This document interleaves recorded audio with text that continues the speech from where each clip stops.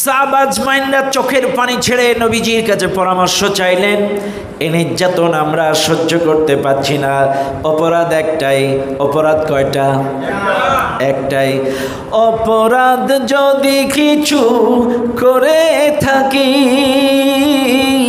একটাই অপরাধ, আল্লাহর কোরআনের কথা বলি। অপরাধ যদি কিছু করে থাকি, একটাই অপরাধ, আল্লাহর রাসূলের পথে চলি। ঠিক না? একটাই অপরাধ, কোরআনের কথা বলা, কোরআনের পক্ষে চলা, আল্লাহ কোরআনের আইন প্রতিষ্ঠার আন্দোলন করা। এই অপরাধে মার জুলুম নির্যাতন। নবীজি বলছে, সাহাবারা, আমি বিচার বিশ্লেষণ করে তোমাদের সব কিছু দুঃখে দেখে শুনে আমি বাকরুদ্ধ হয়ে গিয়েছি। আমি আসলে খুবই কষ্ট পেয়েছি। কাজী শোনো, তোমরা একটা কাম করো, তোমরা মক্কা থেকে হিজরত করে আবিসিনিয়ায় চলে যাও। কোন জায়গায় যাও? আবিসিনিয়ায় হিজরত করো। আল্লাহ নবী সাহাবাদেরকে ডাক দিয়ে বলে, সাহাবারা, তোমরা আবিসিনিয়ায় চলে যাও। আবিসিনিয়ার বাদশা নাজ্জাশী বড্ড ভালো মানুষ, যদিও তিনি অন্য ধর্মাবলম্বী মানুষ, কিন্তু বড্ড বিচক্ষণশীল, বড় নরম করে ভালো মানুষ। তোমরা চলে যাও, হিজরত করে আবিসিনিয়ায় চলে যাও। আবিসিনিয়ায় গেলে নিঃসন্দেহে ওই বাদশা তোমাদের সঙ্গে ভালো ব্যবহার করবে। শুনে নেন তালার মুসলমানেরা, আল্লাহ নবীর পরামর্শ অনুযায়ী মক্কার কাফেরদের জুলুম নির্যাতনের শিকার হয়ে প্রাথমিক পর্যায়ে মক্কা থেকে 15 জন হিজরত করলেন। 7 জন ছিল মহিলা, 11 জন ছিল পুরুষ। এটা কিন্তু 44তম বছরে। কত বছরে? 44তম বছরে 15 জন প্রাথমিক পর্যায়ে হিজরত করলেন। 4 জন মহিলা পার 11 জন পুরুষ, 15 জন মানুষ প্রাথমিক পর্যায়ে হিজরত করলেন। এর পরের দফায় আবার কিছু চলে গেলেন। পরের দফায় 86 জন মানুষ আবার তোরা হিজরত করলেন। মনে রাখবেন, প্রথম দফায় 15 জন, পরের দফায় 86 জন, 2 দফায় 101 জন মক্কা থেকে হিজরত করে আবিসিনিয়ায় চলে গেলেন। মনে রাখবেন মুসলমানেরা, এইদিকে গোপনে দাওয়াত হয়েছে 3 বছর, প্রকাশ্যে দাওয়াত চলতেছে কেবলমাত্র 44 আর 45, 2 বছর। এই টোটাল 5 বছরে মক্কায় ইসলাম কবুল করেছিল 141 জন। কয়জন? হাজার হাজার মানুষ 5 বছরে মক্কায় ইসলাম কবুল করেছে। কত মানুষ? 141 জন। তার মধ্য থেকে 101 জন হিজরত করে আবিসিনিয়ায় চলে গেছে। বুঝেন কিন্তু ভালো করে, 101 জন আবিসিনিয়ায় চলে গেছে। থাকলো কয়জন? 40। এবার আসেন, এরা যে হিজরত করলো আনন্দে না? কি করে? কি করে? ঠিক তো? হ্যাঁ, আমাদের দেশের অনেক মানুষ আছে, এক এক ঘরানার আলেমরা এক এক রকম ব্যাখ্যা করে। পীরপন্থী আলেমরা এক এক রকম ব্যাখ্যা করে, চরমনাইপন্থী আলেমরা এক রকম ব্যাখ্যা করে। তার মানে যে যে সিলসিলা সেই সিলসিলার ব্যাখ্যা বিশ্লেষণ করে। আজ দুঃখে বুকটা ভেসে যায়, বাংলাদেশের সবচাইতে কেন্দ্রবিন্দু জাতীয় মসজিদ বাইতুল মুকাররম মসজিদটাকেও এই জালালেরা, এই বেঈমানেরা ছাড়ে নাই। আজ আপনারা দেখেন, পরিকল্পিতভাবে এই যে নাস্তিক, এই দালাল, এই কওমি জননী উপাধি দিয়েছিল, কওমি অঙ্গনকে কলঙ্কিত করেছিল যেই দালাল, মনে আছে আপনাদের? কওমি জননী উপহার দিয়েছিল, যেই পদবিটা দিয়েছিল, লকাব দিয়েছিল, এই রুহুল আমিন বাইতুল মুকাররমের চাটুকারী দালাল খতিব, এর বাড়ি গোপালগঞ্জ। এই দালাল এই কওমি জননী উপাধি দিয়ে কওমি অঙ্গনটাকে কলঙ্কিত করেছিল। রাগ করেন না বাপ, আমিও কিন্তু কওমি মাদ্রাসায় পড়েছি, কিন্তু কওমি মাদ্রাসাগুলোকে কলঙ্কিত করেছিল এই দালাল, এই চাটুকারিতা রুহুল আমিন।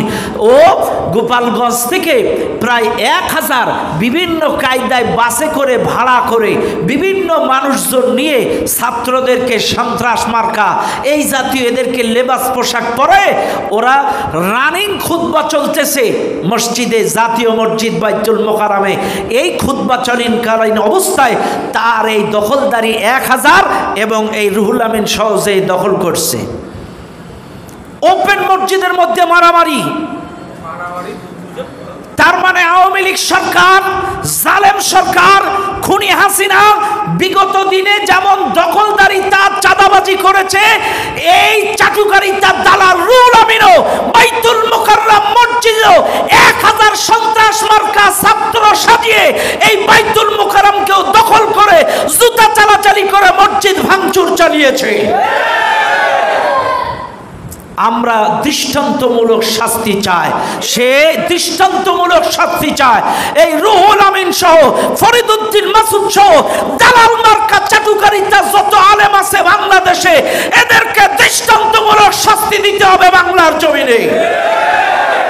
কেন আজকে গোটা পৃথিবীর কাছে আমাদেরকে কলঙ্কিত করলো? বাইতুল মুকাররমে কেন জুতো চালাচালি হলো? কেন রক্তক্ষয়ী সংঘর্ষ হলো? কেন আজকে বাইতুল মুকাররম ভাঙচুর চালালো? এই খুনি হাসিনার ধূসর এই নাস্তিক রুহুল আমিন, এই শয়তানটাকে উচিত শিক্ষা দিতে হবে অনতি বিলম্বে। কথা বলেন ঠিক না? আজকে চিন্তা করা যায় এরা কত বড় বেঈমান। আরে ইজ্জত দেওয়ার মালিক কে? ইজ্জত কার পক্ষ থেকে আসে? আল্লাহর পক্ষ। আর এরা ওই যে চাটুকারিতা দখলদারিতায় বিশ্বাসী। কথা বলেন ঠিক না? ওই যে দখলদারি আগেও যেমন করেছিল, এখনো আবার সেই কায়দায় দখল করতে গিয়েছিল। সন্ধ্যাবেলায়ও মারামারি হয়েছে বাইতুল মোকাররমে। কাজে আরে অশান্ত করে তুলেছে আজকের বাইতুল মোকাররমটা। এখনো পর্যন্ত দেশ কিন্তু স্বাধীন হয়নি। শোনেন, আপনাদেরকে বলে যায়, এটা যা হয়েছে গণ অভ্যুত্থান হয়েছে, এটা কিন্তু ইসলামী বিপ্লব হয় নাই। মনে রাখবেন, এটাকে বিপ্লব বলা যায় না, এটা একটা গণ অভ্যুত্থান হয়েছে। কিন্তু এখনো কিন্তু বাকি আছে ইসলামী বিপ্লবের। কাজে আমাকে আপনাকে সজাগ হতে হবে, সতর্ক হতে হবে, দল মত নির্বিশেষে ঐক্যবদ্ধ হতে হবে। আমরা যদি আগামী নির্বাচনে সবাই মিলে একটা ইসলামী বিপ্লব ঘটাইতে পারি, তাহলেই কিন্তু সেটাই হবে মূল স্বাধীনতা। এখন যেটা হয়েছে এটা গণ অভ্যুত্থান, এটা বিপ্লব বলা যাবে না। বিপ্লব তো হবে আগামী নির্বাচনে। এদেশের প্রত্যেকটা মুসলমান ইসলামী আন্দোলনের পক্ষে যদি সাপোর্ট দেয়, কে আহলে হাদিস, কে চরমনায়, কে হানাফি, কে খারিজি, সকল দলের মানুষগুলো এক হয়ে যদি ইসলামের পক্ষে সমর্থন করে, আল্লাহর কসম কোরআনের শাসন কায়েম হবে। কালেমার পতাকা পুতপুত করে যখন উড়বে, তখনই বাংলাদেশে ইসলামী বিপ্লব ঘটবে। এখন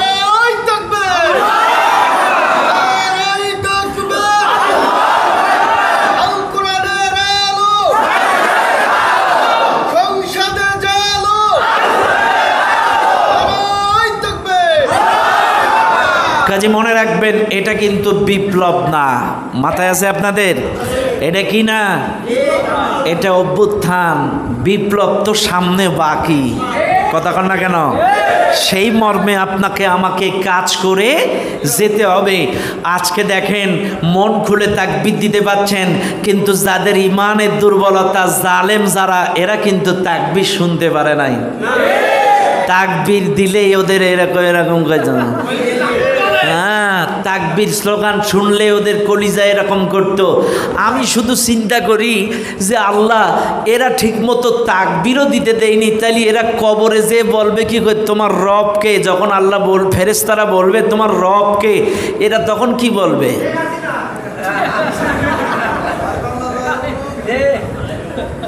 আরে নারায়ে তাকবীর, আল্লাহু আকবার। আল্লাহু আকবার মানে কি? আল্লাহ বড়।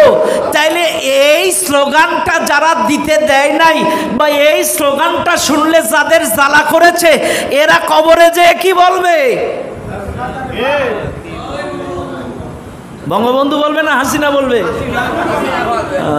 আমার বিশ্বাস তাই, কারণ যার আমল যেরকম সেদিন বাইর হবেও সেই রকম। কথা কানা?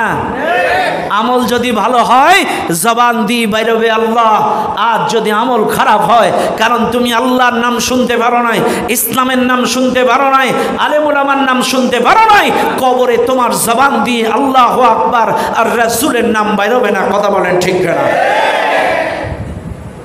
এখন আসেন, হিজরত যে করলো, ওই যে কথায় কথা বেড়ে যায়, যে কথা বলছিলাম, হিজরত মক্কার থেকে প্রথম 15 জন, পরে গেল 86 জন, 101 জন 2 দফায় হিজরত করলো।